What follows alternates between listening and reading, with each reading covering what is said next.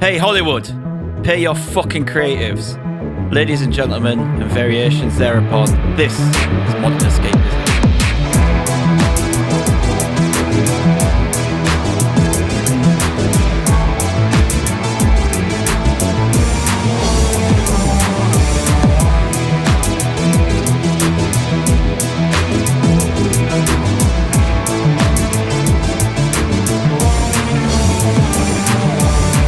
Welcome everyone to another week of Modern Escapism, the podcast that, just like Hollywood, aren't being compensated nearly enough for their output.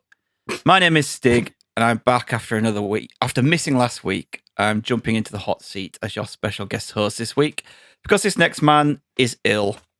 He still doesn't feel 100% and has asked me to help out. But he's here for you anyway. But unlike those baseless claims he made against myself and Gadget, he actually did have a dribbly bum. It's Oodles. I genuinely had mate, it were brown water. Oh. Horrendous. Calm as a bitch. It surely is. Next up, you've already heard him. He's a man who would have had Hollywood sorted out in no time. If only Hollywood was a horse. Left, right, dynamite. It's Gadget. Punching all over the place. Just punch. So much punching. And finally, the man who Tom Cruise based his whole life on, barring his hairline, who stares down danger in the face every week with those news intros. It's Biggie. Thank you, I think. Candy is not with us tonight because her bed has arrived and she's instantly become a Twitch gaming sensation and sacked us off. I didn't want to laugh that much. I've seen photos, guys. Listener, I've seen photos that you do not want to see. That Todd Howard pillow is going to have more candy in its face than if you tripped off a random pick and mix. The best gift she ever received, that. It is. Done in. I did suggest that, well, I've bet a fiver that she's going to fall out of the bed tonight. Because she spent 100%. 10 years sleeping on the floor. How's everyone, other than Oodles, who's clearly dying? Yeah, I'm good. Yeah? Yeah. Little Unlike peek behind the curtain, we're recording this a night later because everyone was useless yesterday. I were worse than today, not mate. everyone. I were Hello. Whoa. I was told ready you, to do told you Biggie you could have hour. done your own episode. Yeah, it could have been just you didn't want to do Biggie. it. You could have just had an hour and a half of Biggie, which I'm sure everyone would have been completely happy with. Just Biggie talking to the void for an hour and a half. I mean, Candy was fine yesterday. You could have had an hour and a half of Like Biggie every and pod. Candy together. Yeah. Not them two together on their own. You've heard Scorched sheep. You've heard what happens when it's just them two. They need No adult way. supervision. Yeah. Oh, man, I had my exam today, which I think went all right, but we'll see. Well Good done. lad. What I'm more... Good lad. what riveting tome did you have to revise this time? This one is Team Dynamics and Change. What really annoyed me about this book is Completed it, mate. 173 pages long, right? Yeah. Wow. Covers so many different subjects. The exam probably covered about 20% of what I've learned. About 80% of the stuff that I've sat there and learned, and all these theories, all these names, everything, wasn't even in it. Just potluck. Yeah, most professional exams I've ever done over the years for like my various accreditations have always been like that. You'll like sit and do like 3 months of learning and loads of online courses or classroom courses, and the test is like 10% of it. Yeah. So, sigh. Got another one on Friday, and that's me done for the summer. You'll smash it, mate. Yeah. I'd like to announce my what I'd like for the YouTube viewers. What I entitled my Sinead O'Connor era. I've cut all my hair off.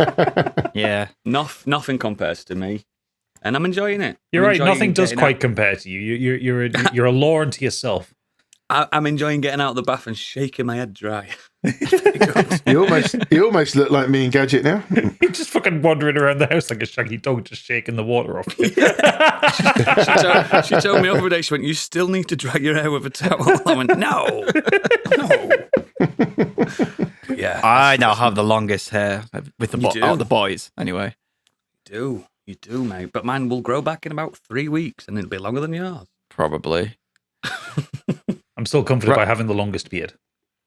Mm. If I grew mine out, I'd challenge. No, you wouldn't. I just don't like it. I just Vote, mate. yeah, I just don't Would like you growing it out. fuck? I'm just not a beard man. That's all. It's the Would shortest you my do it beard's for been in charity? years. Yeah, what the fuck? This is the shortest my beard's been in years, and it's like fucking 10 times longer than Stig's stubble. Should we do a charity Got thing this too year and much. get Stig to do No Shave November? No, Yeah. because nothing will happen. You used to do a full year. Just want to see what happens after He'll have to 30 draw days. it on with a I Sharpie. did all of lockdown, and it was horrendous. How about Stig? Me and you, we go completely chin bald, and we'll just see who gets to a beard first. Well, you- Hang on. all you Let's have to go do back is to that. The winner becomes I want to ultimate go back male. to that because we created this podcast during lockdown. You did not have a beard. Oh, I shaved it before that. No, did you now? Well, okay, I let it grow for about 2 months, and I've got a picture of me with a mustache. 2 months gadget, a mustache. But I grow it's a like mustache in a day. I say, Oodles, you just Proper need to Magnum skip your PI. lunchtime and 3 o'clock Yeah, shaves but- and you have a mustache. just think You'll get how there, much. baby. Just You'll think get how there. much I save on shaving Loads. stuff. I Fucking barely have to loads. use it. Yeah, man. Anyway, I envy you. sod this chat. We need some biggies breaking news, and there's lots this week. Give it to us. You may already know, but he doesn't, because it's time for Biggie's Breaking News. Here's a little news I spoke. You might want to listen for a joke. Don't worry, Ba-boom, boom, ba-boom, it's Biggie. ba-boom. In every pod we have some updates, but don't worry about the patron rates. Don't worry, Ba-boom, boom. it's Biggie. Don't worry, it's Biggie. Okay, moving. Thank you. Don't worry. I can't hear my notes today. I normally have accompanied you. Not today. Yes, moving swiftly on.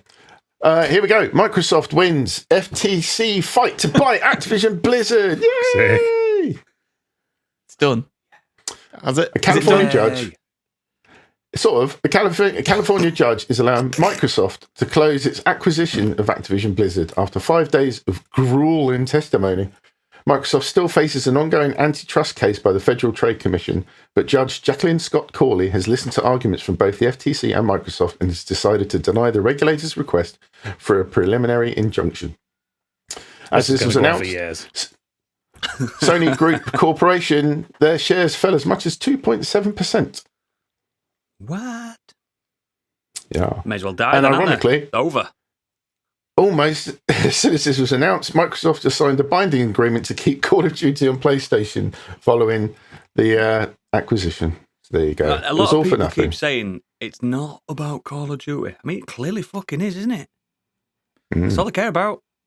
It clearly is. I mean, Oodles, you're sorted now. You can have your annual Call of Duty on your PlayStation now. I'm so happy. You've played more Call of Duty than I have in the last 10 years. I love that. I genuinely do like the Call of Duty campaigns. I think they're good. Exactly. I genuinely think they're good. And now I can get it on Game Pass in 2025. Just smash a campaign and delete So them. smash campaign, yeah. I don't have to. Perfect. Yeah, I don't have to spend. Yeah, Yeah, I don't have to pay full whack just for a campaign. yeah. Only if it's Makes good, though. sense. I also get the Spyro reboot. Even the bad Call of Duty campaigns are better than fucking Killzone, mate. Come on. Wow. Come on. Play the game, Flower. Next. Mate, do I have to do next? Because you're not obviously No, feeling Stig great, so I'll have says to it, do he's it to earned myself. it. I was about Okay, to, go but, on. you know. Next. Go on. No. No, carry on talking about Activision then, shall we? A major announcement. I think his name is it Larry Herb? Is that actually how you pronounce his surname? Also No known idea. as Major Nelson. After didn't know what you were 20 on about. incredible years, he announced, I have decided to take a step back and work on the next chapter of my career. As I take a moment and think about all that we've done together, I want to thank the millions of gamers around the world who have included me as part of their lives. Also, thanks to the Xbox team members for trusting me to have a great direct dialogue with our customers. The future is bright for Xbox, and as a gamer, I am excited to see the evolution. Thanks, and I'll see you online. Who's that again? Major Nelson. Major Nelson. Oh, Major Nelson. Oh, fucking hell, I didn't know what you're on about. I'm like, who the fuck's this? No, I didn't know him by Major Nelson. Yeah, same. He was quite iconic in the Xbox 360 era. I like him. Yeah. Yeah. Oh, Gives away free shit every Friday as well, but he never picks me. Biggie's got loads. Biggie's got loads of codes. He's just not got an Xbox. I bet he does as well. I bet he's got a pile. I bet he's got a pile of Xbox games that he's won, like actual physical games. I haven't. No. Fuck off, you Bullshit. And also, he's probably got a load of Xbox games he's asked Kurt for. Yeah, 100%. Nope. He's like, Kurt, please. And Kurt's like, I've only got Xbox. He's like, I'll take it. To CX, bitch. Kind of end of an era for Major Nelson, but fine. People move on. He's no Reggie, though, in my eyes. He's not as big as Reggie was. Yeah, no, he isn't. Next. Accused GTA 6 leaker deemed unfit to stand trial by psychiatrists. He faces 12 charges for various computing no-nos. After catastrophic leaks saw dozens of work-in-progress GTA 6 videos and screenshots that emerged online, the accused perpetrator, 18-year-old Orion Kurtage, I think his name is, has been deemed unfit to stand trial following assessment. As a result, Reuters reports that a jury will now need to determine whether he's committed the acts as opposed to delivering a more traditional guilty or not guilty verdict. And I thought, okay, fair enough. And then I read a bit more into this, and it now says that Kurtage is in trouble for much more than holding Rockstar to ransom. He's also accused of hacking taxi app Uber, computer chip manufacturer Nvidia, and financial tech firm Revolut, as well as blackmailing mobile networks BT and EE. No, he's not fit at all. Yeah, I think fair enough. I think he might. What? I think he might be going to jail. I think he might just be going to jail. I can't believe that's his defence. Seriously. Well, it's not his defence. It's just clearly just managed to wrangle it so that he doesn't have to actually stand in the trial. What a dingbat. What a smart dingbat. Yeah. Possibly someone who should not be allowed near a computer ever again. I'd love to hack something. He'd be like that guy from Hackers, won't he? What's his name? Hack the planet. Yeah, what's his name? Johnny Lee Miller. Yeah, that's him. That's him. That's him in real life. Yeah. Hack the planet. Oh, God. Imagine being able to hack. I bet Gadget knows how to hack. I do. It's incredibly boring. My friend once showed me how... It's not like bashing keyboards. And No, you just put your point... MS-DOS. A lot of most hacks are either getting someone's details by social engineering, or knowing the password, or using a script to just attack something until you break through. It's not like fucking Swordfish where you've got 10,000 screens around you and Halle Berry getting her tits out around you. Yeah, she sucks his dick while he's hacking. That's what I want. Yeah, in Hackers out there, they're floating around the actual cyberspace out there, clicking on stuff. Yeah, it's not that. It's a lot of black screens with white text on them. It'd be like Reboot. Remember Reboot? The fucking Reboot, man. Hey, fucking stop bad mouthing Reboot. My friend once showed me it, and it was literally just him. He says, he wouldn't not doing anything bad. I just wanted to do it and prove it. He went, look, I'm just in some guy's computer. That's his files. That was it. It's been in my computer too many times, to be honest. I've seen things. Yes. Don't click on that file. Too late. Yeah, the file named Biggie. Secret Biggie file. You got to watch yourself on these podcast meetups, mate. Next. Talking about trouble, the South Korean Game Rating Board, also known as the Game Rating Administration Committee, has been found guilty of embezzlement after an audit by the South Korean government. According to Niche Gamer, based on a report by the South Korean outlet Insight Korea, GRAC has come into the sights of the anti-corruption authorities due to reports made by upset players of Blue Archive, a mobile game with gacha mechanics developed by Nexon Games. The age rating had recently been raised from 15 to 18, and some of the content was estimated to be too graphic. Players disagreed with this change. Around 5,500 of them launched a petition, and then following this, it ended up being an investigation. It turned out they've been embezzling $46,000 in funds, allegedly funneling the money into mining cryptocurrency. No way. There you go. All right then. Buggers, aren't there? Little buggers. It's a lot of Little embezzling buggers. going on over in Far East, isn't there? That's what they love. They love a bit of embezzlement. I mean, to be fair, usually Naka's pushing that to a certain level. It's not. He's the king. He's the top end of it. Like, he embezzled millions. They've just done 46 grand. It's a bit different. Yeah. Fuck Now it. the Keep crypto it coming. kings. It's funny. It's funny. Next. Topple the government. Something close to Stiggy's heart. A shocking study reveals 87% of classic games are critically endangered. A new study by the Video Game History Foundation has revealed the shocking state of video game preservation. A study conducted in partnership with Software Preservation Network has determined that a staggering 87% of classic video games released in the United States are endangered. According to the report, just 13% of video games history is currently represented in the marketplace.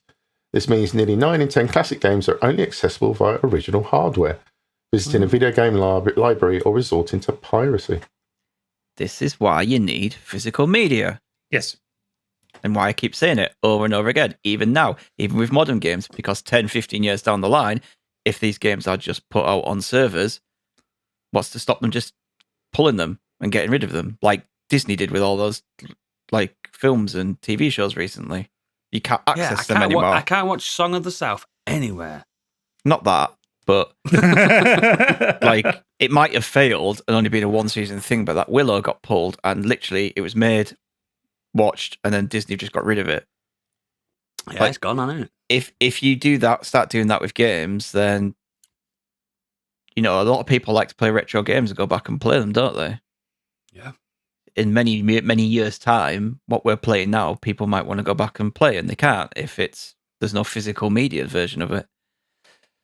Yeah, So it's bollocks, isn't it? It's not It's fair. a slippery slope into losing a culture, I think. Yeah. Mm. Need to do something. Why do they have like a film library in America for stuff as well? Why don't they do a game one? I think there was a place, I'm sure I mentioned it before, there was a museum Like an or something official just one, putting like things for together. the whole world. To Yeah, I just think so. pool those masters in and just get it in a museum, man. Because I think the rights holders want to stop other people making money from it or don't want to give things away for free. Well, you know what's worse for that? Nintendo. Yeah, they're fucking terrible for it.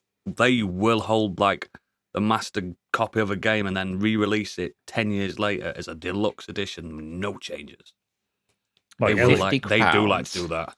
Yeah, for £50. Like, I mean, look what they did or rather didn't do with the Mario All Stars edition. Didn't do any Exactly. fucking changes to it. No, just release it. Here's £50 for these Yep. games. I mean, Galaxy's amazing. Yeah, but 50 quid. No. Next. The Last of Us composer Gustavo Santaolalla, I think his name is. Apologies if I got that wrong. Has suggested that a new Most certainly version did. of Part 2 is on the horizon. In an interview with Spanish site Blender, the composer alluded to an updated edition of Part 2, which players will be able to interact with his character in Jackson. In the new editions, you can make me play certain themes, he said of his banjo playing cameo in the game. However, the composer stopped short revealing any more details, saying, I can't tell you anything else. He basically already has done. He basically already has done there that he's told us it's going to be a remaster. Fucked it. But I guess in reality, I guess he might be suggesting maybe a native PlayStation 5 version or perhaps I've seen PC I've seen the sequel. other leaks since then where it's like 120 frames per second mode. There's they've added deleted scenes, but they're not in the game. You have to watch them separately. Like, what the fuck? Do you know what I mean? It's a game. I mean, Weird having deleted scenes, I think, in a game. if they're going to port it to the PC, have they finished the first one on PC yet? What the fuck?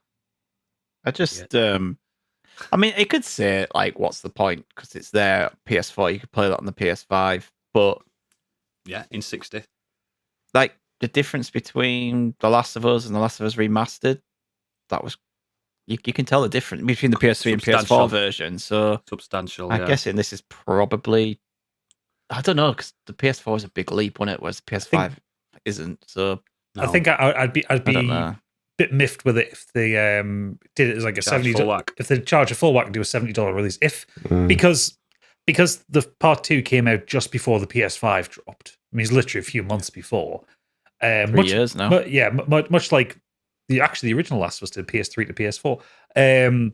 He did. But if they do like a 10 quid upgrade, fine, I'm good with that because I What, like Death Stranding? yeah, like Death Stranded. Like because I still have the discs for it. I'm going to play it at some point, but if they can say, "Oh, 10 and upgrade to PS5 version," great, I'll fucking do that.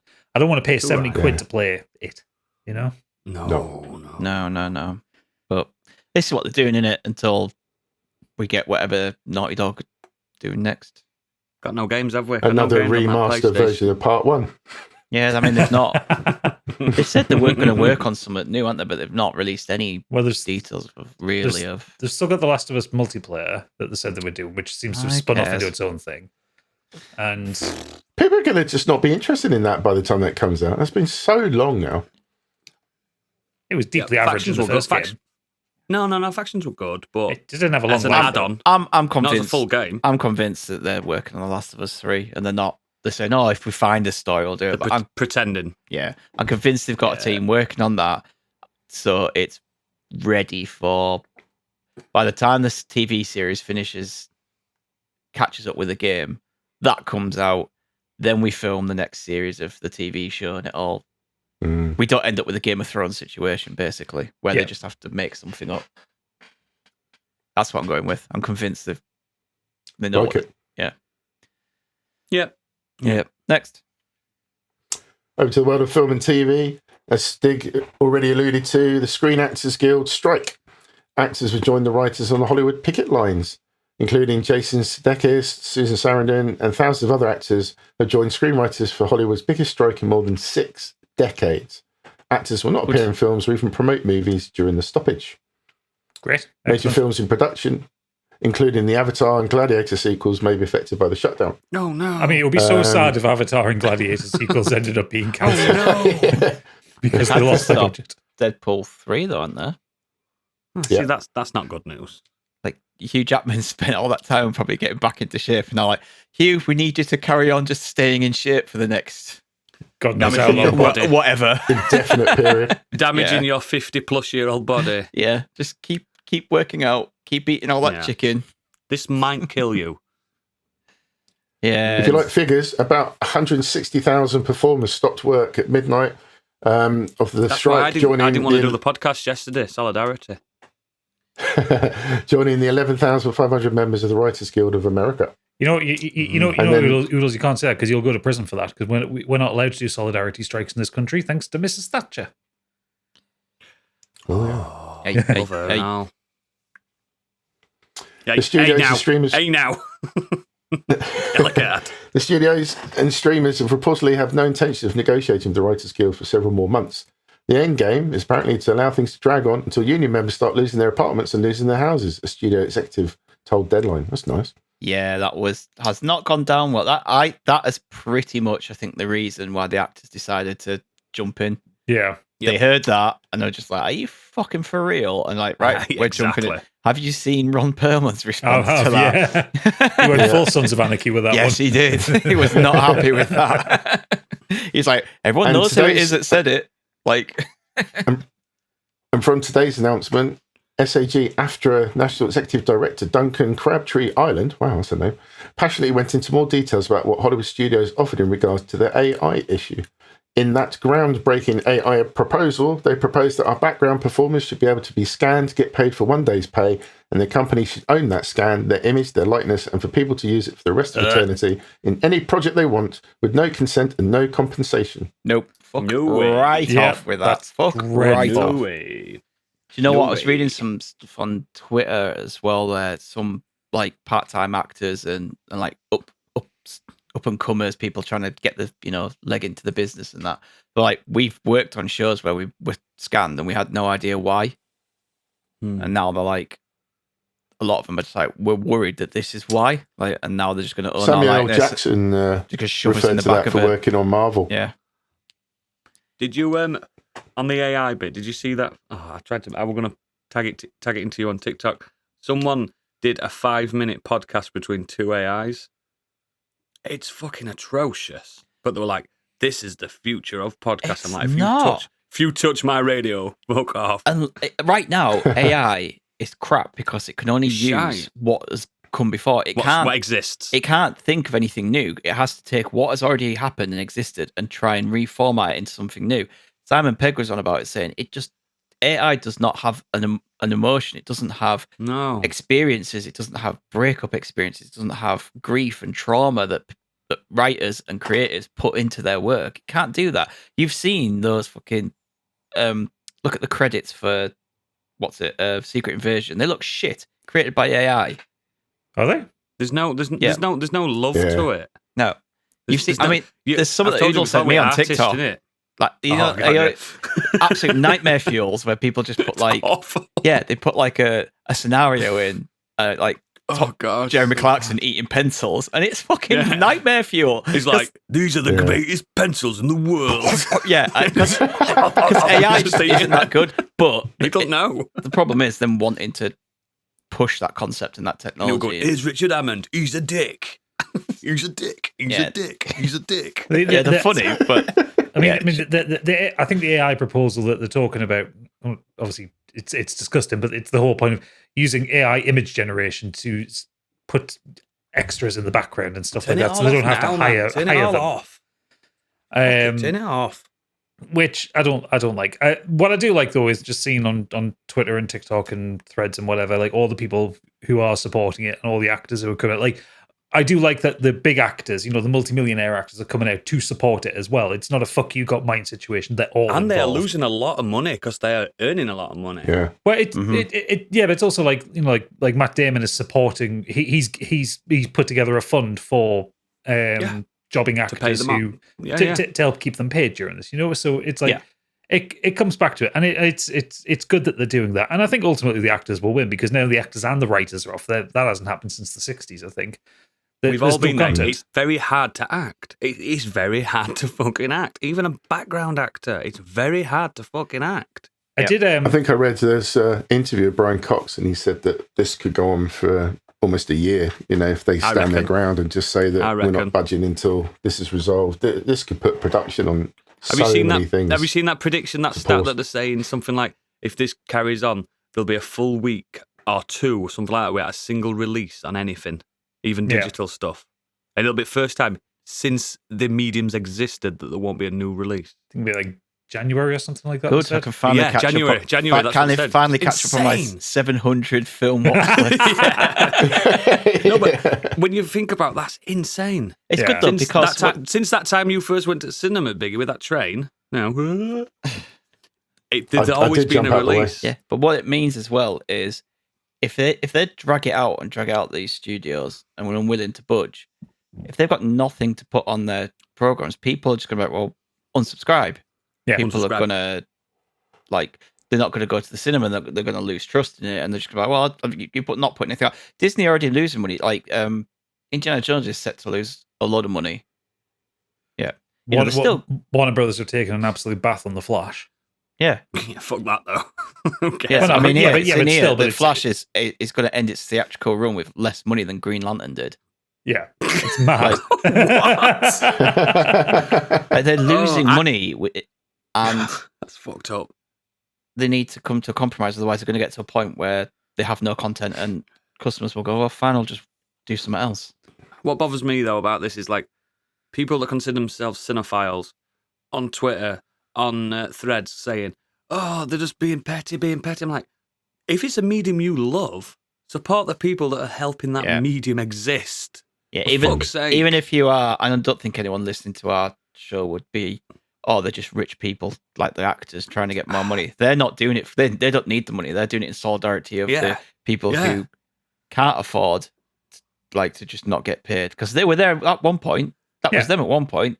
They were up and coming actors who didn't have money. They have to live in these cities that cost $2,000 a week rent, and they get paid $2,000 a month. And it affects their healthcare plans as well. It does, yeah. Oh, massively. Because America is just a toxic, hate-filled, horrible place. Anyway, before we get into unions too much and bashing America, pay your writers, pay your actors, and support it. We will. We do. Man. So next. Well, ironically, the Last of Us has been nominated for Best Writing at the Emmys. Is that ironic? Well, just in the sense that recognising the fact that we've got some fantastic shows of late, and The Last of Us got nominated for the best writing at the Emmys. Did you see that episode? Episode 3, 4, was it?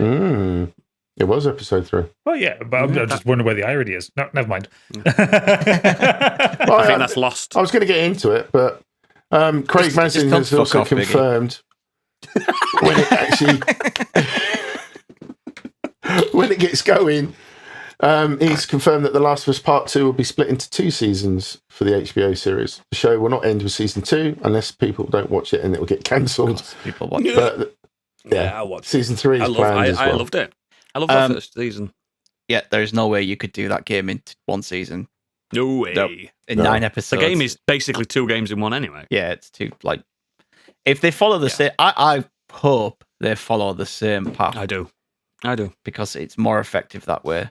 If they start switching between it, it's not the same. Follow the same way that the game did it, because that worked. That got you. It got the internet angry. Yeah, and I love that. I mean, the show's gonna get internet angry, and they're just gonna play the game. It's all in there. Fucking girls can't punch. Oh yes, they can. And keep talking like that, and you'll get punched by one. I can't wait for it. It's going to be great. I can't. Next. It's not the same when Noodles doesn't do it. Also nominated was Andor. More on that later. One of their episodes, One Way Out, was also nominated at the Enemy. Great episode. Enemies. The enemies. The enemy. Although Bob Iger, who's not very popular at the moment, he also says they'll be reducing spending and creation for the new MCU and Star Wars projects. I think it's got fuck all money left. Good if it means they actually focus on some. They've diluted it too much. Quality. MCU particularly. Like, Get rid of all this fucking multiverse nonsense and start again. The multiverse stuff doesn't bother me if you write it properly. Like, look at Spider-Verse. You can do multiverse perfectly fine. I think the CW. True. I never watched it, but everyone seems to praise their multiverse stuff. The Arrowverse is good. Yeah, if you just write it good. It works. Mm-hmm. Yeah. Some of the Flash TV show, the earlier seasons were fantastic. There just seems to be no synergy with the MCU at the moment. Like, no fucker has said, like, we're about 7 or 8 films down now, and no one has mentioned the big Celestial poking out the fucking ocean. Like, have, Stig. We've mentioned it many times because what the fuck? That's a pretty big event. Why is the world not losing its axis? Why is it not? It's too heavy. Yeah, so I'm quite happy for that. I know I love the MCU, but if they just focus on it and not just throw shitloads of TV and films out in a year, like, happy with that. Well, Next. Speaking of Marvel, Deadpool 3, as alluded to earlier, Hugh Jackman's yellow Wolverine suit was unveiled by Ryan Reynolds. Spoiler alert. It is. I don't like it. I know you said it's only a costume, but they don't need to spoil it. I'll get into this with one of my reviews later. They should have been old school and made him have an orange suit, orange and brown. But I just would have been more like, it gets people talking about it on the internet for a day. But if you wait for that reveal for the trailer, you didn't get that. You're more excited to see it in the trailer. Then you start getting all those reaction videos of people losing their mind. That's bigger than just here's a picture and throwing it on Twitter. In my opinion, who fucking knows nowadays, mate? You just don't know anymore. They've also said Elektra's coming back for it, and I've seen other pictures which has a broken up 20th Century Fox logo in the background. Uh-oh.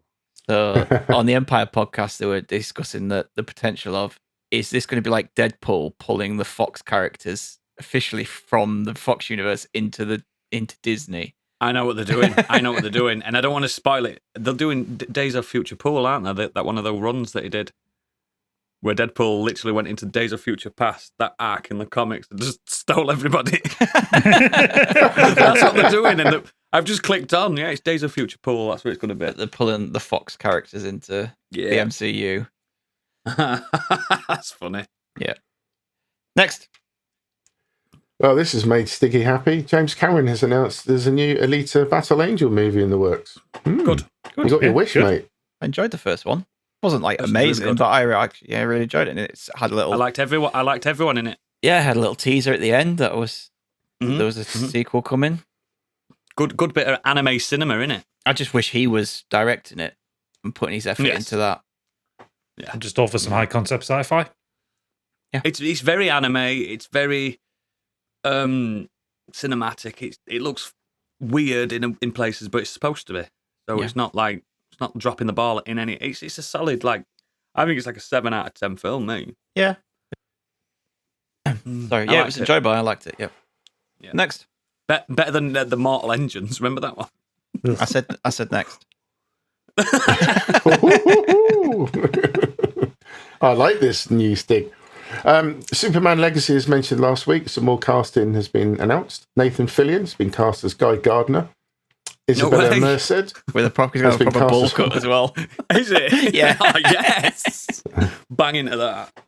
Love Guy Gardner. Isabella Merced or Merkhead has been cast as Hawkgirl, and Eddie Cathegi has been cast as Mr. Terrific. I don't recognise any of these characters. Mr. I have no Terrific's idea who coming they on. Oh, these are mega characters. Hawkgirl's better than Hawkman. And Guy Gardner's the best Green Lantern, not Hal Jordan, so you can all fuck off and suck a dick. And because you guys don't know, Guy Gardner's incredible with his goofy hair. Jim's gonna said these aren't just there to set up future films. This isn't there to set up a Hawkgirl film and a Mr. Terrific film. They're just in the story to tell Superman's story and what he wants to do. So the part of the film, Mr. Terrific. they're not there believe for I'm living extended DC stuff. Yeah. Oh, you'd love Mr. Terrific if we never heard of him. Get into that Wikipedia deep dive, mate. There's some fucking reveals on that guy. Woo, he is terrific. I need to look into DC characters. I don't know many. I don't know much outside of like Justice League and Batman universe. Yeah. Oh, there's some fucking crazy cats. I'm telling you. Oof. Next. Nick Offerman and Holt McCallany, I think that's right, have been cast in Mission Impossible Dead Reckoning Part 2. Oh. McCallany?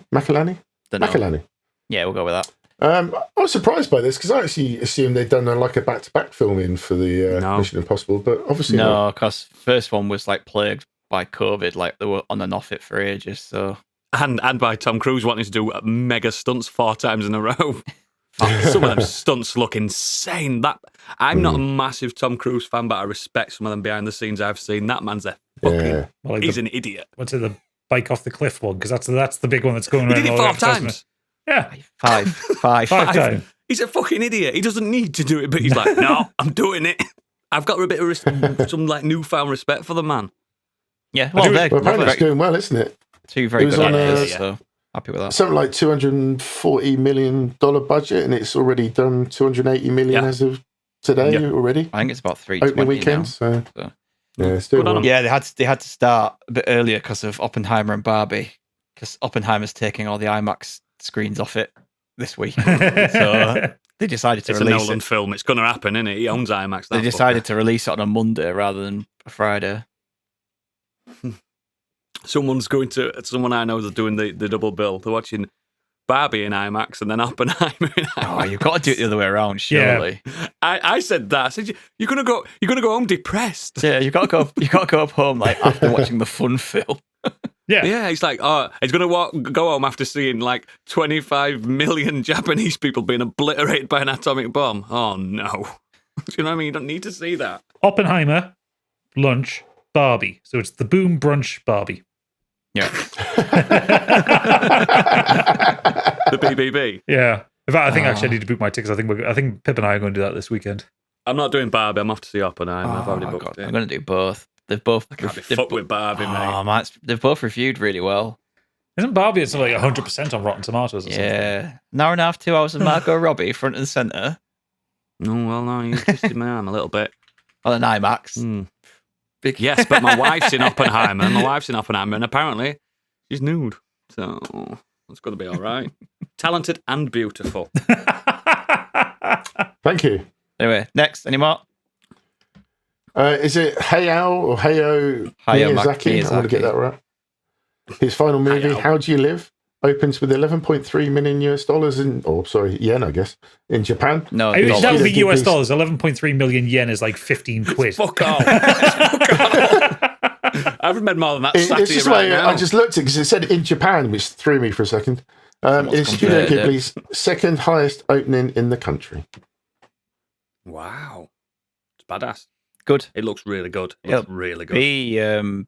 It's done that without any trailers. I was gonna say I've not Yep. seen a single thing other than the cover art. I've seen the cover art, and that's what I'm saying. It looks good. Yeah, Just from that, it looks good. it's called something else over here in Western. Is it? Yeah, a boy and he's something. I can't remember what Dog? it's called. Mm. But it's still haven't got release date. No US or UK or European release date. So They might not now with all this shit going on. fuck knows when we'll get. Well, it's made though, isn't it? I And there you go. what Like, they're yeah, but Studio Ghibli they have literally released a film with no trailer or promotional material other than that one picture, and it's a Hayao Miyazaki film. And then his final one. well, I mean, it probably is at this age now, but it's Yeah, come on. Hayao Miyazaki. His final one was 3 films ago, apparently. Yeah, that's true. That's true. I'll watch shit out of it when it comes out. He just had to put right. The messy son left. That's all. Oh, That's the reason that he's made this film. I open his will. His son reads it and says, "Right, son, you can fuck off." That's number one. The reason is because he couldn't let Studio Ghibli's last film potentially be The worst. fucking whatever in the earwig one. Oh, God, Yes. it's the It's worst terrible. Studio Ghibli film. I hated it so much. I haven't never even finished it, mate. I watched most of it. I haven't even bought it. I've got the whole collection on DVD, and I just Yeah. part of me's Don't like count. I should buy it because it's part of No. the collection, but also it'll never get watched. Just, Vote with your wallet. anyway, is that it? Over to the world of weird No, yeah. forgot about that outrage one. at tourism agency after a Philippines advert used footage from other countries. The DDB Philippines agency released a statement and said it profusely apologised to the country's tourism secretary and the Department of Tourism, as well as the people of the Philippines. The company used non-original stock footage in a video shown to launch one of its campaigns called Love the Philippines. The video featured many different shots, including aerial footage of sand dunes in Brazil, as well as footage of a man riding a buggy in the desert in the United Arab Emirates. Is the Philippines a particularly sandy country that they could get away with that? They haven't got a desert at all. Imagine if they're just like they're really fucked up and it just like features some like Big Ben or Blackpool Tower. The thing is, right, like the tourism, that has to go through, in every country on the planet, goes through government before it's even So many greenlit. people. What is that government not doing? Well, on their website. explaining the mishap, the agency said in a post, well, the use of stock footage in mood videos is standard practice in the industry. The use of foreign stock Yes. footage was an unfortunate oversight on our agency's part. Fucking Proper shit screening gets. and approval processes should have been strictly followed. The use of foreign stock footage in a campaign promoting the Philippines is highly inappropriate and contradictory to DOT's objectives.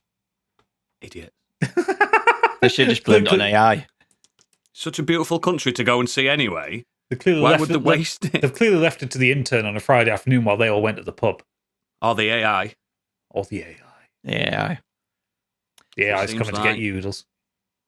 Philippines is It's beautiful. coming You to can get literally just you, take one photo of some of the Oodles. beaches and that's it. Done. Not Yeah. coming again. Stop saying that. It's Right. coming to get you. It's a great place. Highly Anyway. recommended. That's Biggie's Mm. breaking news. Done and Yes. dusted for one more week.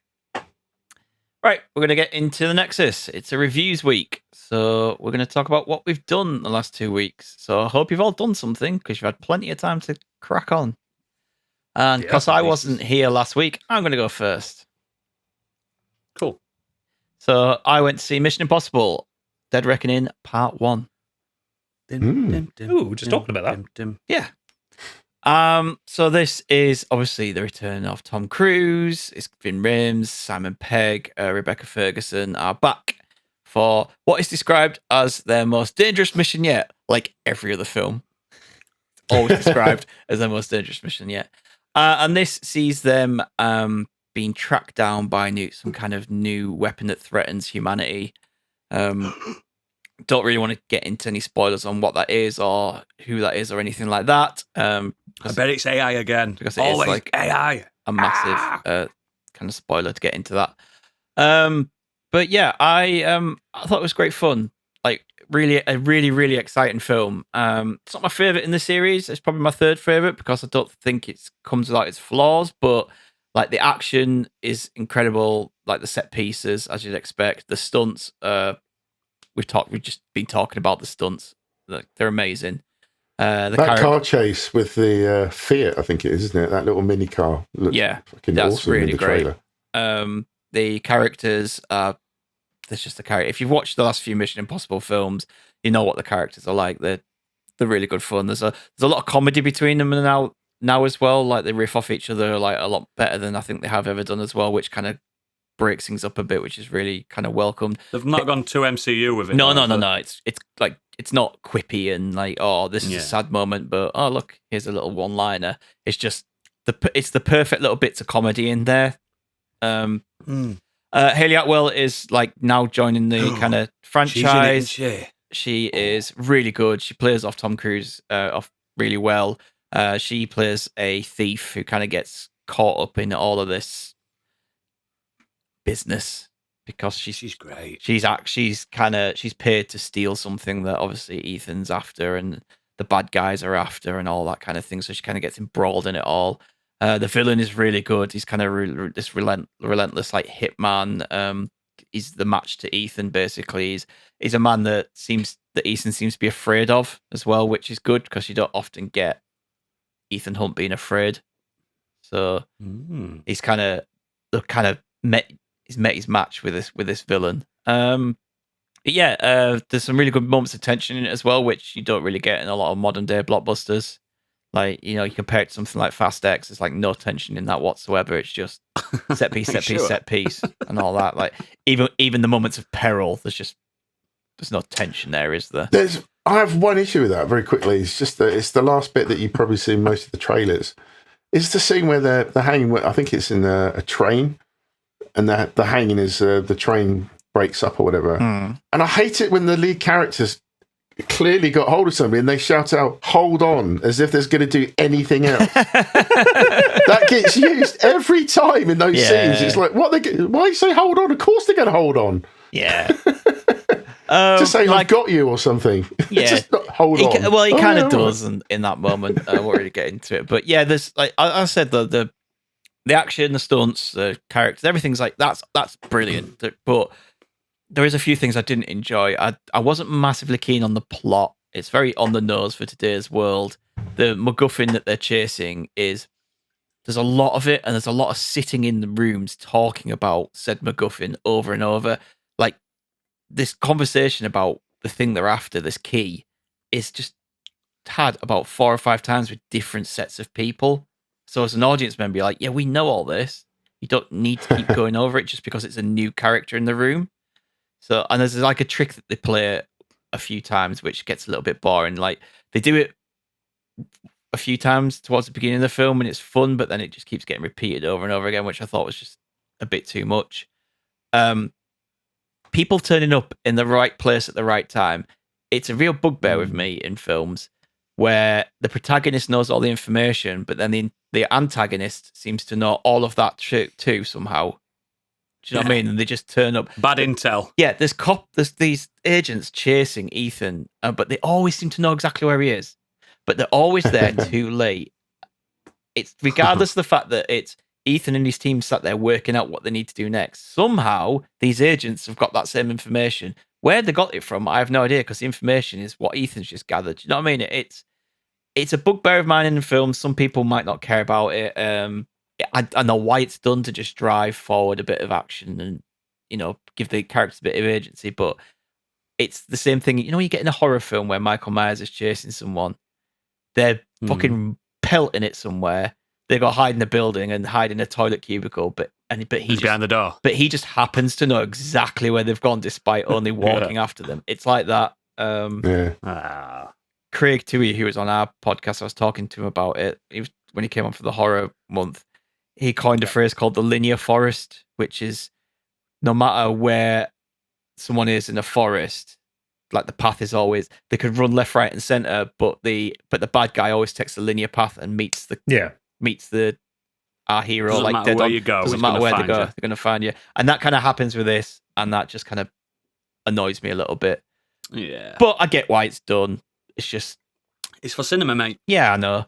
And finally, I'm annoyed by the bike stunt being shown because they Because that literally would have been amazing to see. blew their load with the biggest stunt in the film, in the trailer and in the PR.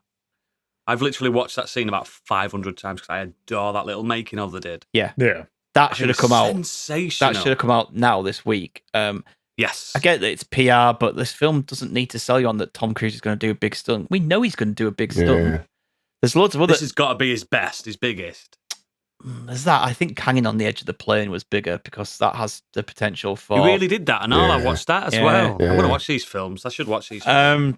But yeah, Christopher McQuarrie said that there was bigger and better stunts in this, and while there's bigger and better set pieces, there isn't bigger and better stunts. That solo one stunt that Tom Cruise does, we knew what was coming, so you know what's going to happen. I mean, it's great when you're watching it, and the way they do it is stunning, but you know it's going to come.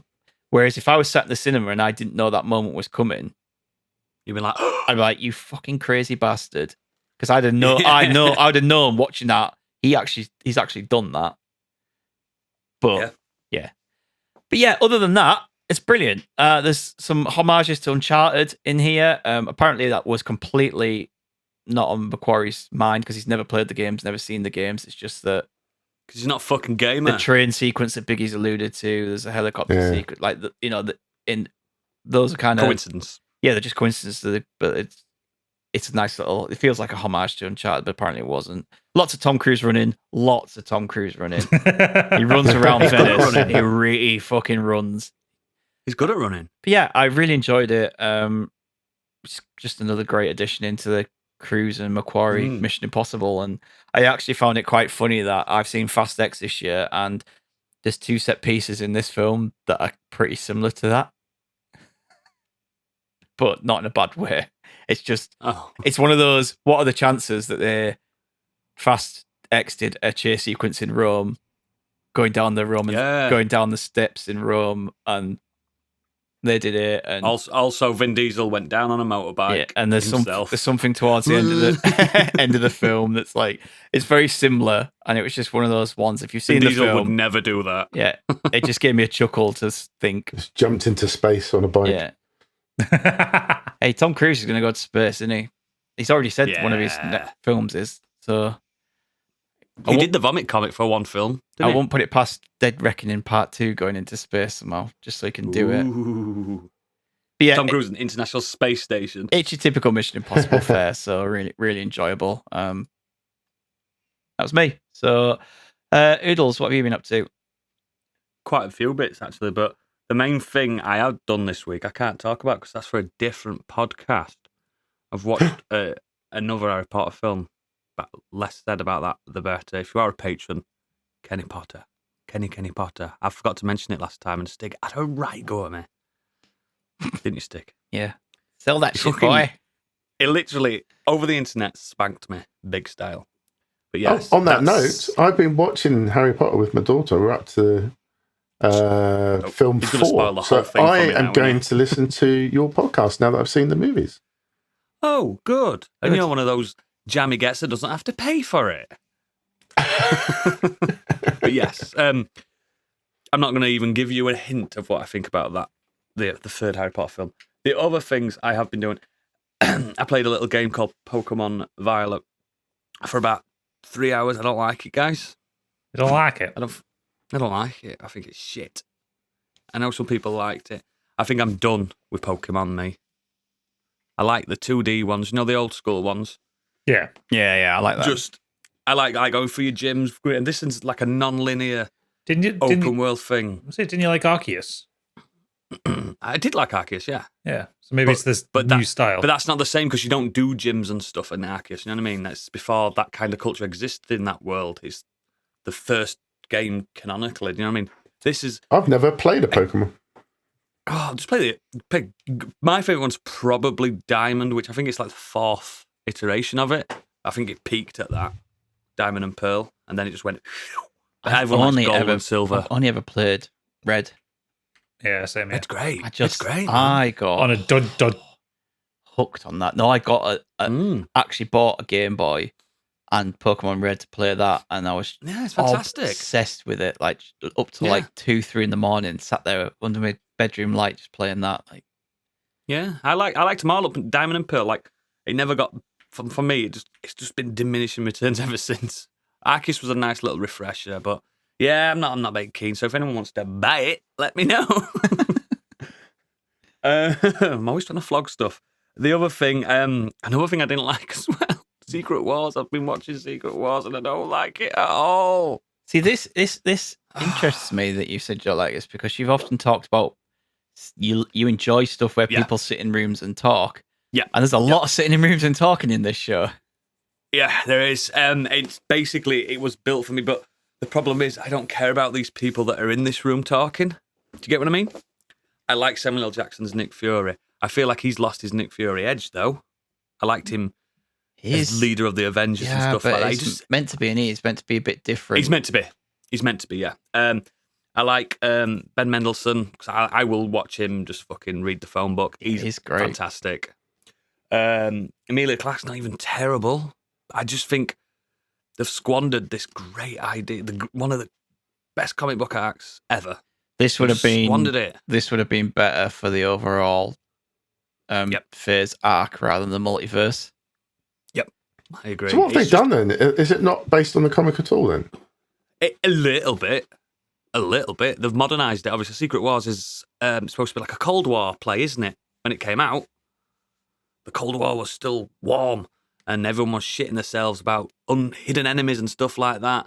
And with this, it's modern day, and they've still got that baggage from the last phase of the MCU to chat about, all the revelations. I'm not going to spoil what, but nearly every character you've known and loved wasn't that character. They've all been aliens all along. Oh, It's you just talking not- about Secret Invasion or Secret Wars? Secret Invasion, sorry. Oh, I was going to say, yeah. Yeah, sorry. Fucking hell. I'm poorly, mate. I'm poorly. That's what threw me. I was like, I didn't even know it was out. Oh no, It's Secret not- Secret wasn't out for like 4 more years. Yeah, sorry, Secret Invasion. Sorry, mate. But yeah, it's not over yet. It's not finished yet. No, think. two more Yeah, left. 2 more. One of the episodes was really fucking good, but I'm sick of like getting through half seasons of things like I did with Witcher, with this one good episode in a group. I'm fucking getting pissed off at that. Last one was Um, all right. Yeah, Last week's. yeah, it was. It was There's actually a big yeah. reveal in that. Yeah. The reveal was pretty cool actually, and it didn't piss me off. I was like, oh yeah, that was clever. But the main thing I want to bring up is I'm you know me, I'm fingers always on the pulse. I started watching Narcos. Seen that? Have y'all seen that? Amazing. No, I've not seen it. So Narcos, starring Pedro Pascal as Javier Peña. That's my great Colombian accent. Wagner Moura as Pablo Escobar and Boyd Holbrook as Steve Murphy. They're the main 3 in it. Now, I've only seen season 1. I know things change up and stuff like that, blah, blah, blah, blah, blah. This is fucking insanely good. Fucking hell, Wow. man. Incredible. Insanely good. You've all seen the memes of Pablo Escobar sat on a swing sad. Oh, is that what that's from, is it? Yeah. Oh, yeah. He's great. Wagner Moura, he's fantastic as Escobar. Like, but Stig, when he does that mugshot, the famous mugshot, is so fucking good. And just everything about it, I'm learning so much about like 19th of April movement, or M19 as everyone knows of them. I'm learning about the drug enforcement agency that I didn't realise back in the late 70s, early 80s. The Medellin cartel. It's all real. That's what's fucking so good about it. All of it is real. I mean, there's Hollywood into, you know what I mean? There's a lot of shooting and stuff like that. But it was a bloody little drug war. It was Reagan's Just Say No campaign. Well, Nancy Reagan, wasn't it? Just Say No. That really blew up in like Colombia and Peru and stuff like that. Fucking hell, people were getting shot every day, all day, weren't they, Stig? Just blasted down it. And Escobar was just like, to the people in that country, he was this philanthropist. They thought he was an owner of a taxi firm. You want Not the richest man on the planet. Really go down shit. Yeah, the amount of money is He incredible. had so much money, he let some money get eaten by rats. They still haven't found like all the money he buried. He was the richest man on the planet. Just buried all his career. Just buried it. Buried it. 'Cause it's like to keep it away from the feds. So if any listener doesn't know who Pablo Escobar is, he basically made cocaine like the thing that it is, especially in the 80s when it was different. Now I know I'm kind of sat here being all sober and stuff. It wasn't great to sit and watch some of it. I'm like, oh yeah. Feel your teeth getting a bit itchy. There was one bit where she says, "Oh, this woman, a drug mule. Oh no, 2 grams exploded in her stomach." I'm like, 2 grams, mate. Fucking hell, is that it? Do you know what I mean? I'll kill her, mate. But yeah, it's just so good. You can't watch it anyway for a bit, Gadget, because every scene someone's smoking is worse than Mad Men. Oh, fuck that. You can't watch it yet. You're not allowed to, because you'll just sat there going chewing your fingernails off. It's I don't really know what to say. What? Well, I mean, it's not really a spoiler, is it? We know he got killed in real life. Yes, so. I know what happened, mate. But like the show doesn't end with him, and that's one of the best things. It goes off and like Yes, that's what I'm thinking. Goes and often deals with the Cali cartel, which was like Does it? the cartel that rose out of Escobar's demise. The Ashes, basically, wasn't it? I know all about it. I've read loads of books on it all and stuff like that. But because I watched it, I was like, isn't the show meant to be going to carry on? Escobar? I was going to carry on. Then it carries on. You're like, oh yeah, it's still really amazing. Yeah, like people forget that like Escobar had a stint in Colombian Parliament. He was an ambassador. No, what was he? A governor for like a day. He literally got voted in. People loved him, and then it all starts to crumble. He ran for president. Stranger people have got presidencies before, trust me. But it's just definitely since. It's a fantastically well constructed, like Hollywood-y, but it still respects its Colombian heritage. Like 99% of it's subtitled. So if you're one of those people, I can't watch subtitles, grow up, watch it anyway. You've got to concentrate on it, haven't you, Stig? Because a lot of it's subtitles. It's definitely not one you can just stick on in the background. No. You've got to read what's going on. Like it's all the Colombian stuff's in subtitles. And the best thing about having Boyd Holbrook in it, and I like him a lot, especially since he was the Corinthian in fucking hell, Sandman. It's fucking lost. I'm so poorly in Sandman. I like him because he's the Westerners' view into something we don't really know about, like in Medellin and Colombia itself. He's there for us, isn't he? I think this is probably the best thing that he's still done, though. And I thought I thought his career might have kicked off a bit more. No, he did that. He did the Predators. Yeah, he just seems to be like he's in the new Indiana Jones film, and he's fine, but he's very interchangeable. He always seems character. To be a bit part character, doesn't he? Yeah, he's the henchman. Like he's like the main second in charge, like underneath like the main villain. And I'd like to see him given a title role. See what he can do. See what he can fly. Because again, he was the baddie in Logan, baddie in Sandman. It's weird, isn't it? Yeah. I'd like to see him give him a stab at something, see if he can do it. But yeah, he's a great thing. But Pedro Pascal's fantastic. He loves the shag in this, doesn't he? That man's he's addicted to prostitutes. So if you like seeing Pedro Pascal's ass, it's a way in. It's definitely a way in for you. It's Candy's in. It's just fantastic. Everyone in it is on fire. Even the henchmen and stuff. It's just, I know I'm a few years too late, but fucking hell. No, I heard good things about it. It's one of the best things Netflix have done. Got around to it, yeah. I'm definitely going to watch it now. I haven't watched Narcos Mexico, though. I'm gonna watch it all. I do need to watch that. Yeah, it's all got great reviews, but yeah, it's just... And there's a lot... When you're watching it, you're seeing all these memes that you've seen over years, especially the Escobar memes. You're like, oh, this is that bit. It's just so well made, and I fucking love it. I want everyone else to watch it as well. If you've not, it's just... Even if you're not interested in it, it's just a great bit of crime. This crime drama is... There's some humour in it as well. There's some funny bits, but most of it's just horrific. It's a lot of people getting mowed down.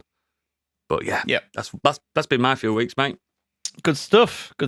Gadget, what about you? So I've been continuing on with a lot of things that I've had in train. I'm nearly at the end of Yakuza Like a Dragon, and I'm nearly at the end of years. This. Well, you see, Yakuza Like a Dragon, I'm playing it. It's like my Friday night with a beer kind of game.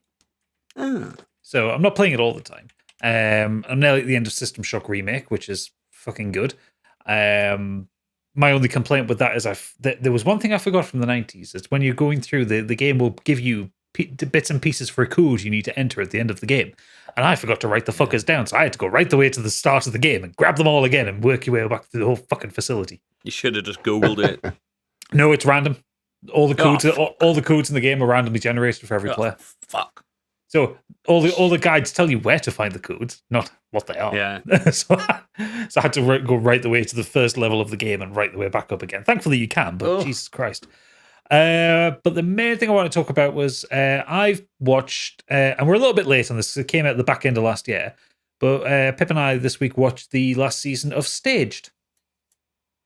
I love it. Love it. David Tennant and Michael Sheen lockdown project. They're my favourite duo at the moment, them two, especially with Good Omens and stuff. Oh yeah, they're fucking great. So this came out in November last year, and it kind of led up like the last episode being just around about Christmas, I think. Yes. Yeah. Well, if you watched it week by week, I think it all got dumped on BritBox as well at the same time. So if you haven't seen Stage started off at the very beginning of the pandemic. Actually, the first episode of it came out like in the June, I want to say, June 2020. So what, 2 months after everyone locked down.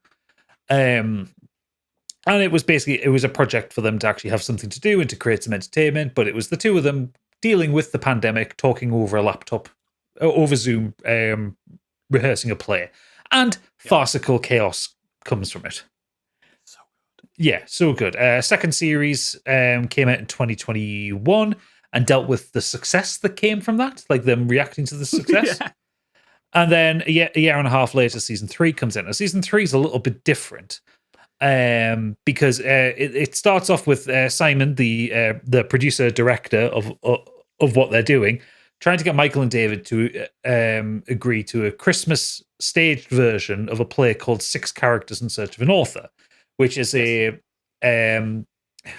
like a meta narrative kind of play where the characters are searching for an author. That it's trying to break down the concept of authorship into characters, when the characters become their own creations and that kind of thing. Which then later devolves into A Christmas Carol when they can't decide on the proper format for it. And then it goes off the rails after the second episode because it becomes a kind of metafictional behind-the-scenes documentary of the show entitled Backstaged. Yes. And it has David Tennant's wife, Georgia, trying to engineer the idea that maybe the documentary is more interesting than the TV series.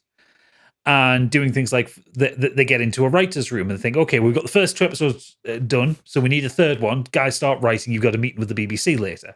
So Georgia gets them a production office where they get to go in there. She fucks with the heating because she knows Michael doesn't like to be too hot. I remember that. She engineers it so that David's been up all night with like a faulty fire alarm or something like that. She's like making Big Brother type stuff, isn't it? When they used to fuck them up in Big Brother. Gets the food order wrong and make sure there's a guy drilling outside and stuff like that, just to irritate them to get some content out of it. This is like Oodles making a TV series because content is king from George's perspective. Always, mate. Always. And it's brilliant. It's I wasn't as keen on the second series of it because it felt like they were rehashing the same thing. Whereas this, the whole concept is they want to do something different. Like in the story of it, the two of them are kind of a little bit sick of each other because they've just done Good Omens season 2, and every time they do an interview, someone's asked, "Oh, so what's Michael doing? What's David doing?" It's like they're almost like they're joined at the hip. And it's they treat him like Ant and Dec, don't they? They do, yeah, and they're kind of playing around with the idea of it. And it's really funny just watching them get progressively more and more annoyed. And like the weird things that they do. At one point, David is absolutely convinced that George is up to something. So they have a phone conversation where David sat in boxes in the attic to avoid the cameras that George is putting up for the Backstage documentary. Michael ends up at one point doing an Airfix kit in his car because he wants peace and quiet. and like stuff like that. It just gets really weird with that. But the last episode is fucking beautiful. because they're doing a version of A Christmas Carol over Zoom, and it all goes fucking wrong.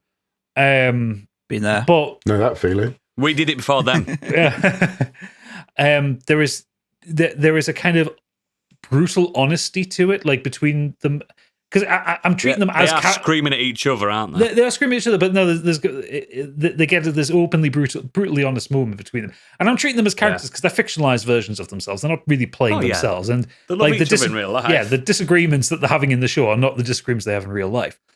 No, but it ends in a really beautiful way, and there's this wonderful moment just at the very end of it, where the two of them are just sat staring across Zoom at each other, while people are kind of filtering in the background, like. The two of them are kind of stuck in this moment while everyone else is moving around, and it's just gorgeous, and it ends really well. And they actually also released a outtakes version of it as well, they did. which is like the 7th episode of that season, which is so funny watching them say these ridiculous things and then just break or like corpse on Zoom to each other, or Michael Sheen just accidentally closing the Zoom call a bit like Biggie does, like stuff like that. You do it all the fucking time. You click the red X because you get the wrong one. It's a really gentle, funny series, and I think there's 20 episodes in total, not including the outtakes episode. It's worth going through the whole lot. Plus, they're short as well. They're like 10 to 15 minutes long. They're not very long episodes. I watched the whole lot of them on Dailymotion. Yeah. I think they're all on BritBox. They're either all on BritBox now or the iPlayer, but you can watch through all 3 series. Absolutely worth a watch, and it's a good reflection as well, because obviously at the time when this came out, and obviously now like the pandemic-y stuff's kind of over, everything's back to normal-ish.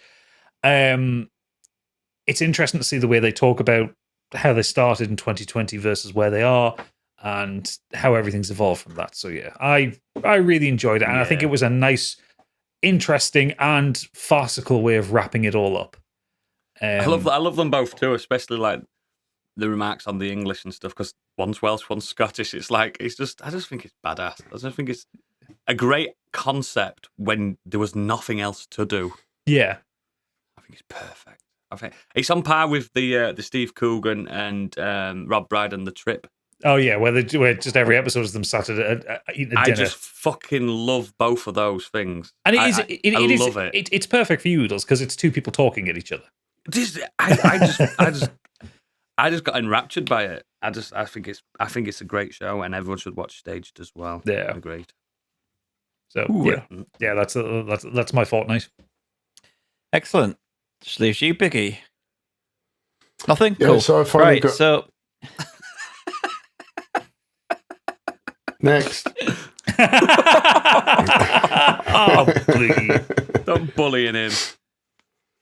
Nasty. So I finally got around to watching Andor, which came out last year, which is, of course, the Star Wars Andor. Did we need it? It's debatable, but it's a prequel to the prequel Rogue One TV series for Disney+. I really enjoyed this, actually. I thought it was a really interesting take on the Star Wars universe, because although events and certain people, not the most famous ones, are alluded to throughout, there's lots of Easter eggs if you're really into the Star Wars universe and stuff I didn't even know. But yeah, it just follows the character that we were introduced in Rogue One, or one of them, Diego Luna, plays Cassian Andor, who's sort of, you see him as more like a petty thief, basically, and it's sort of allures to the sort of early days of the Empire's effect on different planets as well. So we actually get to spend time away from the obvious places.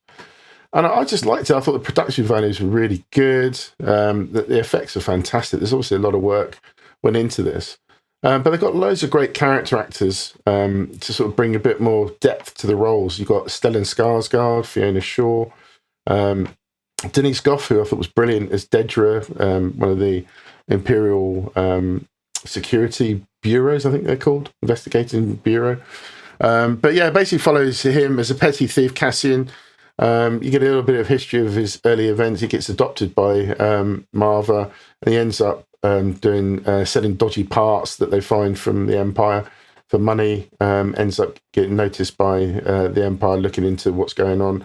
And you just follow his path as he end up. I think there's a planned season 2 for this, that obviously when things go into production, they're going to maybe try and make it almost lead right up to the movie Rogue One. And it's unusual following a character that, if I'm allowed to spoil it, that you kind of know the outcome Rogue of One. Everyone knows what happens for Rogue One. Like those characters, we kind of. People died getting those Death Star plans. People died. Yeah. So it's There's a definitely reason weird. these sort of- characters never appeared in anything after Rogue One. People died. Many lives So, yeah, were it's- lost. It's unusual that you're following characters that probably not probably aren't going to make it. But I just thought it was really well acted. It's only, I think it was 12 episodes. They're about 45 minutes long, just under an hour. But I just thought it was really well acted. Really interesting. Space politics, then. Yes. I've There's a lot of only that. seen the first 2 episodes. I might get back into it. Yeah, it's just a lot of different viewpoints. It's Obviously, like how guerrilla warfare rebellion, isn't it? Rather than being But that's what Yeah, Rogue One was, really wasn't early it? yeah, days. rather Guerrilla than warfare. we're a rebellion Yeah. with ships and people, and Jedis. Jedi that can go against them. It's like we are just the regular, normal people trying to fight in the slums and Okay. I might get another will. and you start to see the fear that the Empire started to create and yeah. how it impacted on urban societies, etc. There is a particular standout episode. I thought there was quite a few, but there's one particular one that's set in like a floating prison. That's the one that's been nominated. Where Cassian ends up. Andy Serkis has a great role in that as well. And it's a really well Is acted. it a monkey in it or not? No, it's just him. No, he plays Oh, himself. it's just him. Yeah. No way. But yeah, I just thought it was really good. It was just a really interesting choice. I mean, did people want a prequel to all of this? I don't know, but I'd like to. It's got that Mandalorian feel, really worth a watch, keeps you invested. And I really enjoyed it. I thought it was great. Really well done. I'm really interested to see what they do with season 2, without a doubt. But yeah, kind of Yeah. highly recommended from me. What you said when it was announced, everyone was like, "What's the point in this?" But this is the best Star Wars thing Disney have done, in my opinion. Wow. Like- wow. Yeah, I think this is the best. And you get to see, the best written, the best acted. Like just the story's engaging. Like Biggie said, even though you know the outcome of these characters, it still doesn't take away from the tension. Not at all. Yeah. And you see how life is working for the Empire as well. You know, sort of your day-to-day work life as somebody in the bureau in Those the poor Empire. contractors on that Death Star. A lot of the petty bureaucracy. politics, Yeah, that goes on there as well. But yeah, it's really good, really interesting. It's got your typical feel-good moments that you're going to have with American TV series, like "Hey, go the rebels" and all that kind of Is stuff. that how you what's going? No. no. There is one moment which is like a big moment in it, and they wanted to drop the first F-bomb in Star Wars, but they were told to. They did a take with it, and then they had to do like a proper take. They weren't allowed to use it. Did he say "fuck you" instead? No. What does he say in that Jedi Survivor? There's a swear word that they use instead of "fuck" all the way through it. Have you seen that Jedi Survivor game? I played it. No. Yeah. Flak. No, that's Guardians of the Galaxy in it when they say flak. There's another one that they use. I'm not I sure. can't Not remember. Drock. Someone will I know. was going to say, They Judge just Dredd use using Drock. Yeah, they use a word instead of fuck. There's one that you always use clever. in Battlestar Galactica that really annoyed me. That I can't What is remember. it? I can't remember what Frack. it is. But Oh, Fracking. yeah. frack, yeah. Fracking.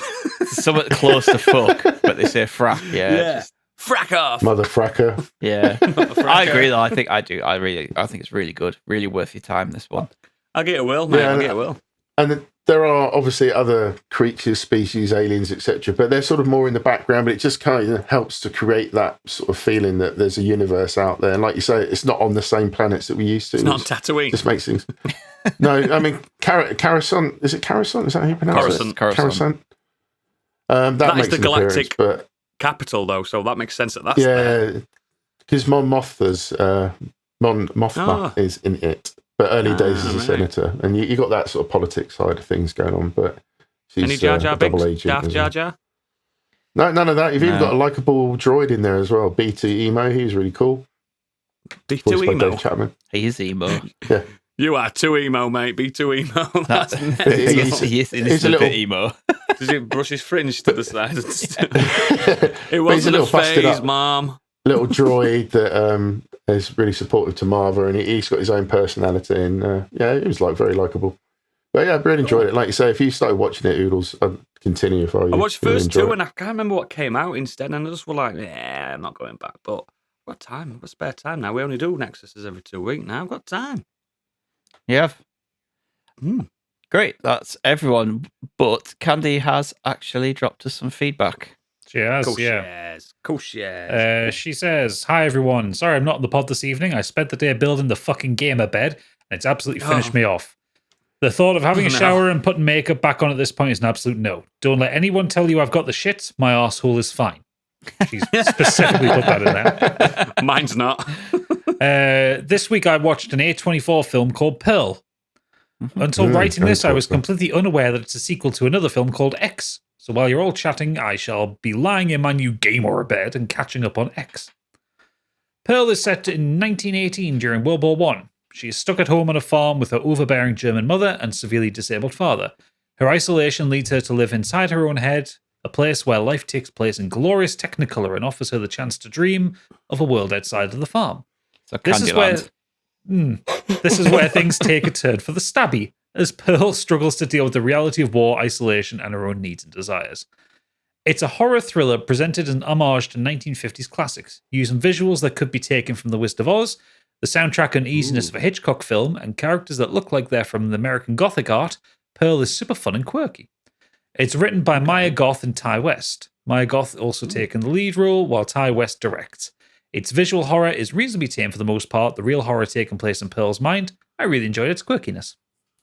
Okay. Yeah, it was filmed Yep. back to back with X. I saw X, so I need to watch Pearl. Yeah, it's good. I think Pearl's better than X, personally. I think X is just... Oh, wow. Okay. X is a bit your standard stabby slasher. Yeah, It's yeah. homage to homepage to Texas Chainsaw Massacre.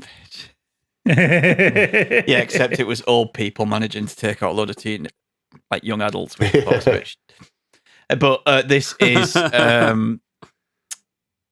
Pearl is the old woman in X. Oh. Yeah. That's what it is. So X, this is a prequel to that. This basically tells the story of I'm sure the, we've mentioned that on this podcast, yeah, don't the old woman in X. She played it as well. She played Yeah, the she old woman plays as that. well. She plays two parts in X, actually. She plays one of the porn stars and Pearl, and she's actually Nice. doing a third film, which is again another prequel where she's playing that porn star. Can't remember the name of that character. Fair enough. Also, yeah, Pearl stars the new Superman, David Corrin. Yeah. That's when that's when I noticed him and thought he looks a lot like Clark Kent. He ain't ugly. Yeah, and she also fucks a scarecrow in it. So fun and games. Nice. As you do. Because, like Candy said, she's a bit All right. not there with the reality. Shall I move on to the rest of the feedback then, and let's not delve into that any further? Yes. I mean, Okay. yes. Mike Halstead has said, finally getting around to finishing Final Fantasy VII Remake, with Final Fantasy 16 now in my possession, thanks to a birthday present. I also got the Player's Handbook and Dungeon Master's Guide for D&D, which should make our games run smoother. They will not make your games run smoother. I'll come play with you. They won't run smooth. No. I'll help. That argument has now been put to bed now, hasn't it? Nope. No, it's not, because I'm getting people texting us now going, God, Stig was a bit of a dick with that one, wasn't he? Really? I just thought I was being in the A right. gentleman. I'm with Stig's camp. I am. I told him that. Team Stig. Team Stick. Hashtag Team Stick. There is a debate amongst the listeners, which is fair enough, actually. It's getting the engagement going. Content is king. It is. But yeah, don't invite Stig to your games if you want it to run smooth. Or Oodles, for that matter. Oodles will just walk in and put a metal pot on the ground and set fire to it, and nothing will happen. Yeah. Rob Jones has said, I'm going to lose any cool that I once had because this is a full-on USA, aren't we all the saviors of the world thing. But I've been watching the last series of Jack Ryan, and it's proper dog shit chewing gum TV, and I love it. I mean, it's objectively bad, but that's okay. I don't think I liked it. I must watch the latest It's season. got Jim Alpert in it. I haven't seen any of it. In fact, I haven't even seen it advertised. I'm just not fucking bothered about watching it. It's It's thingy, Jack Ryan. It's what's his name? The author. What's his name? Tom Clear and Clancy? Present Danger, in it. Yeah, it's Tom Clancy. Oh, is that Jack? Tom Clancy. Yeah. Tom Clancy. America, fuck yeah. He also says, also watching Detectorists and getting transported back to a simpler time of 2015. What a wonderful show.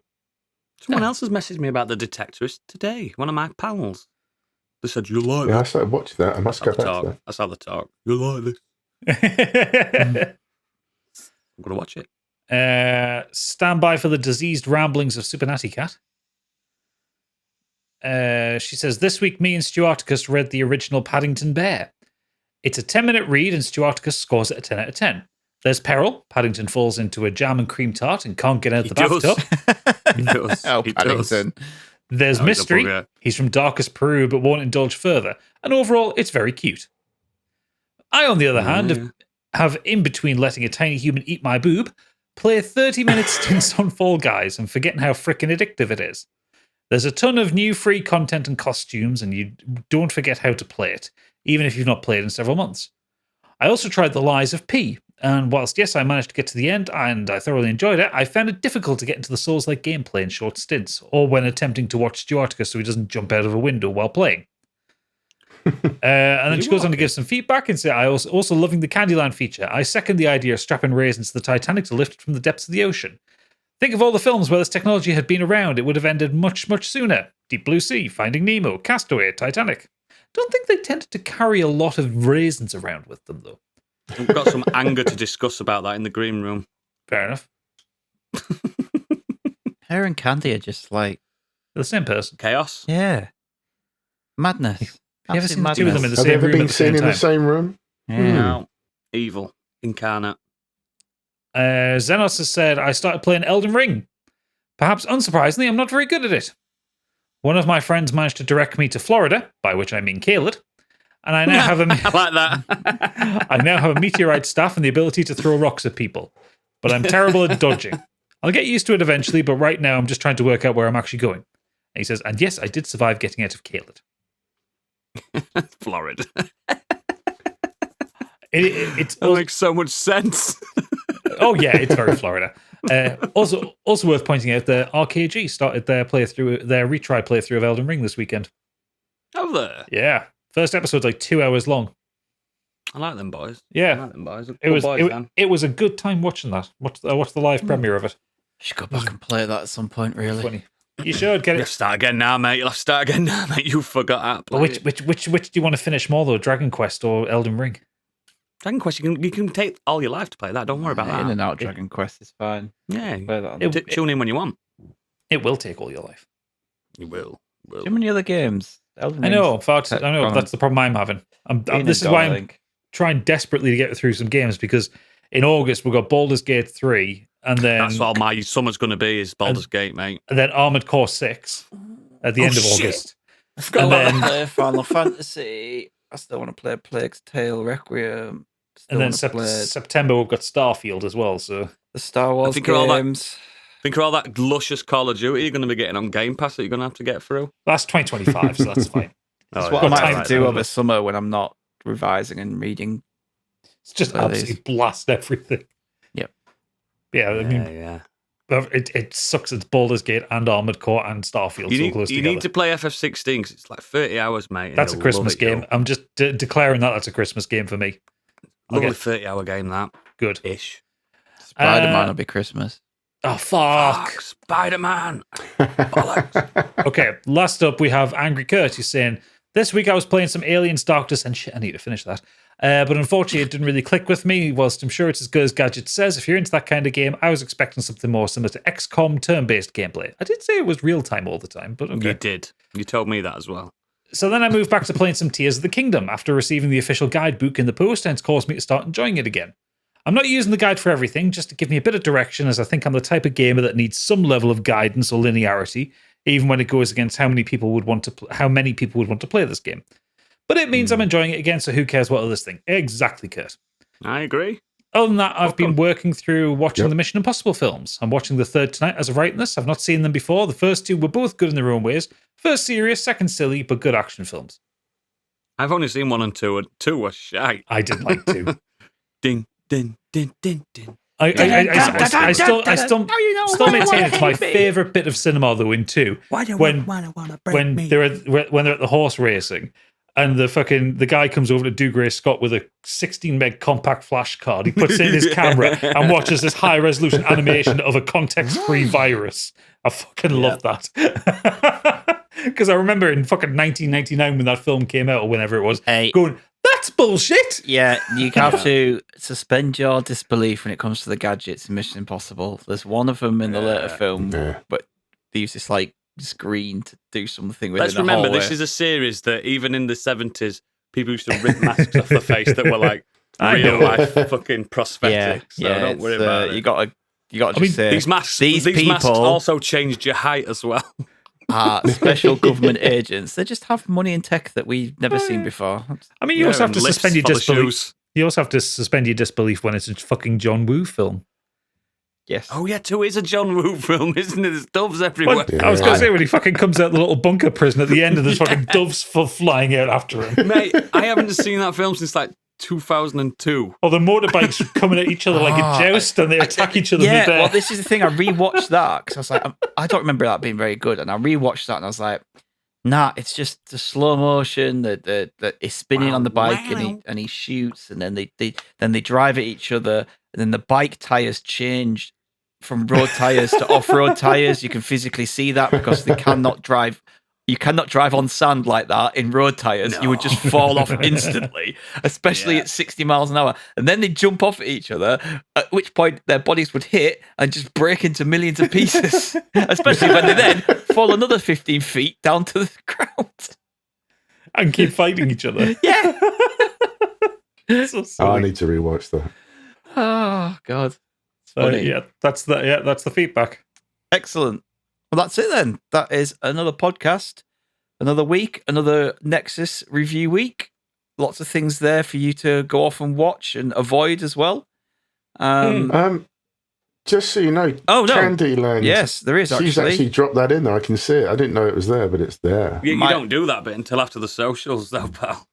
Okay, right. Well, Biggie's just fucked up my flow then, because I knew that. I knew Candyland was coming after socials. Of course I knew that. As always, of course you knew links that. to all our extracurricular activities in our show notes and at modernescapism.co.uk. Yeah, all that. Next week, it will be a feature episode, and we will let you know very soon what it is. Next week will be a feature episode. It will be a Patreon pick. This is your pick. You get to choose. We'll throw that up in there later on this week. And we should be getting Ian from Court Connection should be joining us. If that is. So he'd give us a promise. Yeah, so we'll have a guest on. And yeah, in the meantime, sign up to Patreon and listen to Kenny Potter because it's brilliant.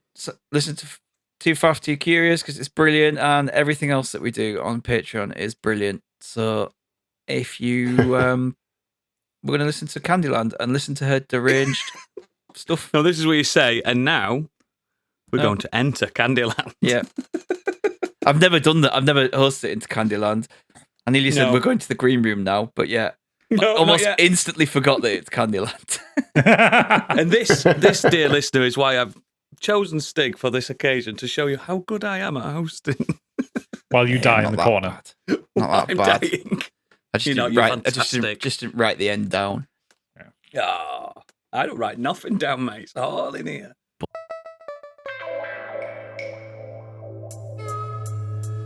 And now, what's up in Candyland?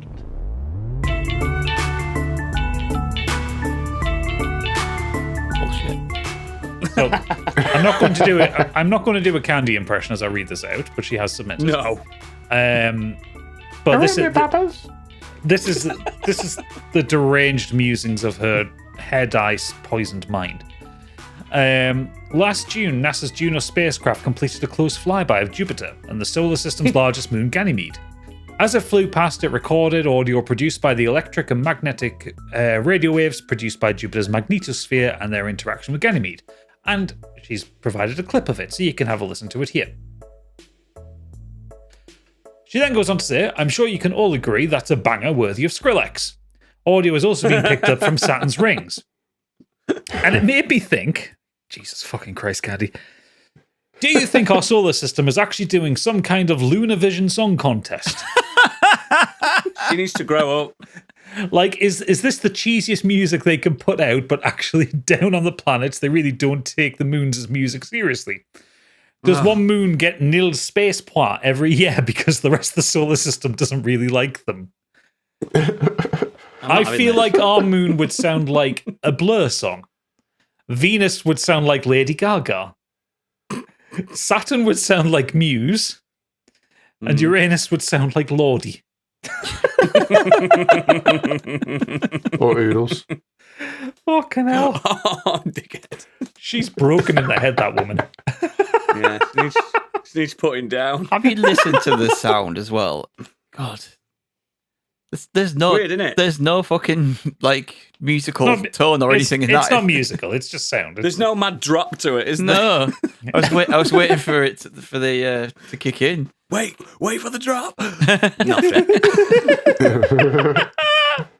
Candy, you are mental. A national treasure. Yeah, that too. Special. Yeah. It doesn't. There's nothing to discuss there. It's just insanity. It's pure insanity. Leave it. Burn Just it all leave that now. hanging in the air. Show. Leave it for the listeners to then go throughout their day, sitting there thinking, what does a moon sound like? Nothing.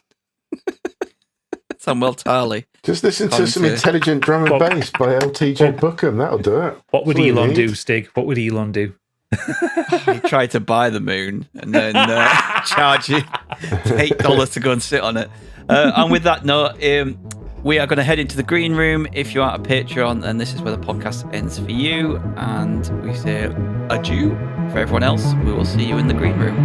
Goodbye. Bye. Right.